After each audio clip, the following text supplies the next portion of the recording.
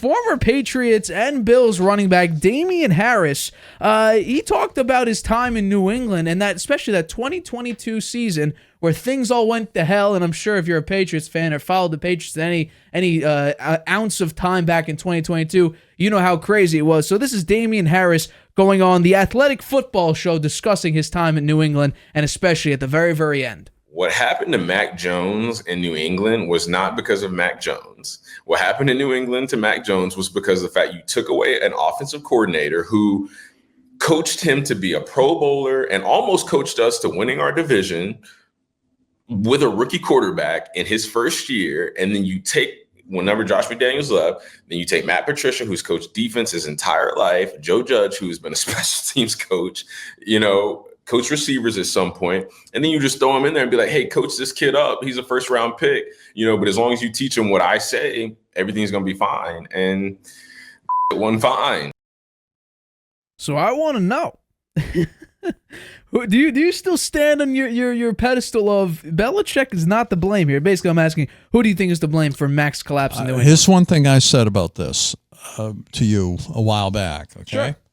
My insight on this one is, when Josh McDaniel left to be the head coach of the Raiders, there was a jealousy between Belichick and McDaniels. I think there was a jealousy that Belichick had. Again, there's McDaniels being viewed as always one of the best offensive coordinators, played a very big role in the Patriots' success. And I think that Belichick had some jealousy toward McDaniels, and I think he thought, I can throw a defensive coach in there, and he'll show that the offense played just as well under somebody who just coming in, learning in the trade for the first time as they played under Josh McDaniel. And I hate saying this because I love Bill Belichick, but Bill, you were wrong. Wow. You were wrong on that one. That's a revelation. You were wrong on that one. Revelation. No, I said this once already. I said this many shows ago when we were talking about this, because this has come up multiple times. We've talked about this several times, and different players have come out and talked about it and said that Belichick made a mistake here. And overall, I think you're right. I think he did make a mistake, and I think the reason why is because of some jealousy he harbored against Josh McDaniel, having some of the limelight of the 6th Super Bowl. It wasn't there for all 6 of them, but 3 of them that they won when he was the offensive coordinator. That's my view. Well, I'm still blaming Belichick, and it gets even worse because... Well, I did too on that one. Well, yes, on the Josh McDaniels thing. Yeah. Not on the Mac Jones thing, though. Are you saying that's Mac's fault? No, I'm not saying it's... personally, I think Mac Jones a little soft. And I also think that he's got he doesn't like being told what to do. He was, his talking to the coaches, criticizing the refs. The coaches on the field during the games. That Belichick did not like that at all. Yeah, and he never forgot it. And Belichick generally never forgets. So I think that played a role. But that was after they brought Patricia in. Right. That was during the 2022 That's his third season, year. Right. Then, that was... and they did try to bring in a good offensive coordinator. We don't talk about the third year. We don't talk about last year. The Bill O'Brien year. Yeah, we don't talk about last year. But actually, Belichick wanted to keep Patricia and give him another chance. And it was Kraft that said absolutely not. I completely agree with Kraft on that one. Well, I want Bill O'Brien. And Belichick didn't like that. So, he gave Bill O'Brien, had nothing to work with. Well, so nothing to work with. I put full blame on Belichick because he runs personnel. Yeah. But it's crazy, and let's go full screen on here. Belichick, as we all know, has been stuck in his ways probably since I think it was around 2010 when Brady started to be afraid for his job and maybe being replaced. And then 2014, it really showed when they drafted Jimmy G. And then 2017, it really showed its ugly head when Belichick tried to trade Brady after he just came back from that tremendous run during his Deflategate situation. When was it 14-1, some crazy number like that? 13. It was some crazy record. He had 28 touchdowns, 2 picks, and has the greatest Super Bowl comeback. The next year, Belichick gives him with a trade offer. Not the greatest look for a head coach. But I knew everybody knew from the very, very beginning of the Matt Patricia and Joe Judge reign, it was not going to work. And I believe it was a Boston Herald article that said that Patricia only really drew up 10 passing plays. I don't know how long ago this was, but I know for a fact we covered this because this was a bombshell type of report where it's like, yeah, Patricia didn't know what the hell was going on. It gets worse. Damien Harris said on this show that a lot of people felt like Patricia and Joe Judge were taking plays from Madden, and they all knew before the game that this was not going to be successful. He goes, quote, you just throw them in there and say, hey, coach this kid up. He's a first-round pick, but as long as you teach him what I say, everything is going to be fine. And what happens, right? Because I mentioned this when we were talking throughout that 2022 season. I said, no one's taking accountability. What's going on?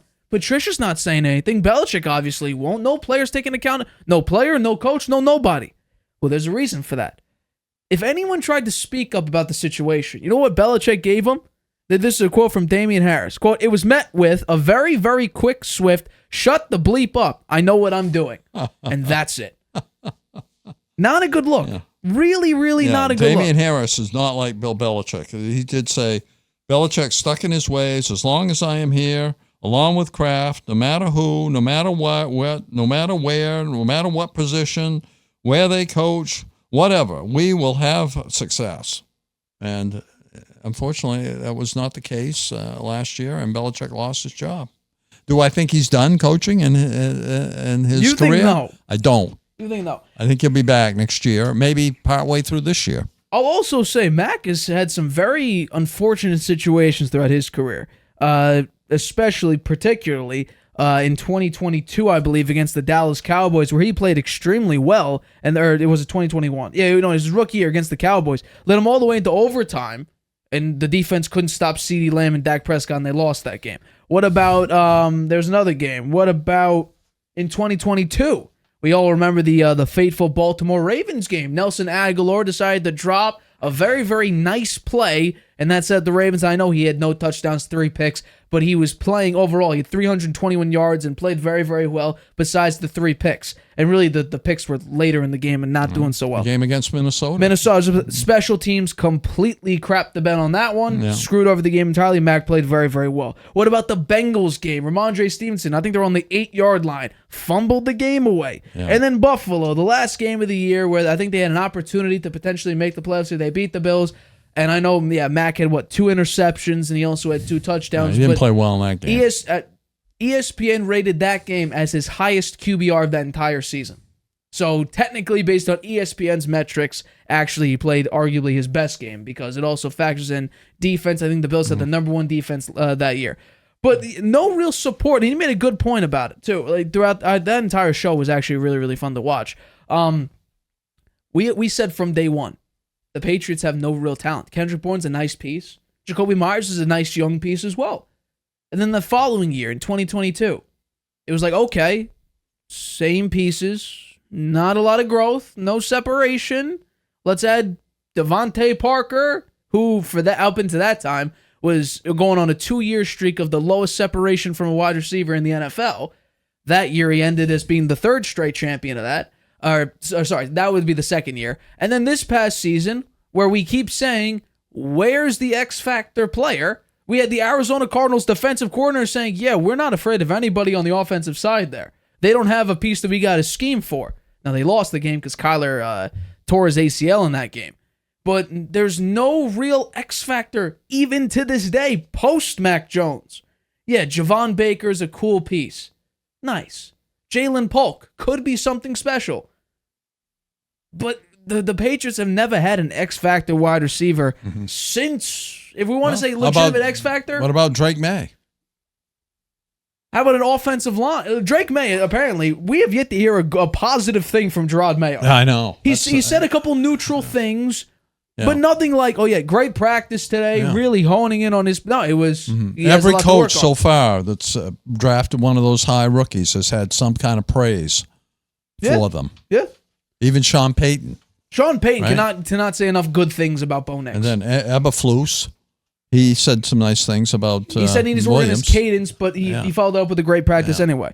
But, that 2021 season, McDaniels had Mac Jones working beautifully. Offense was really, really doing well. And then that 2022 season, that was just bad entirely.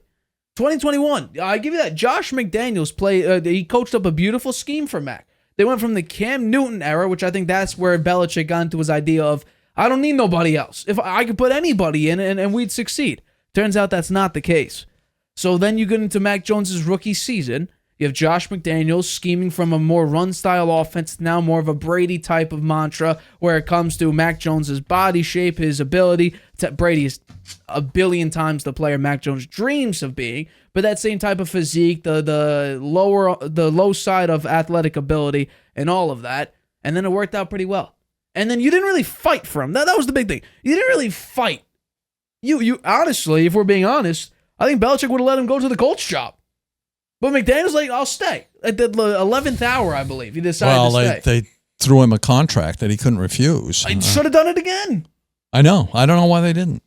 They decided, no. Well, and I'm sure that McDaniels wishes they did. It could have been a very different situation.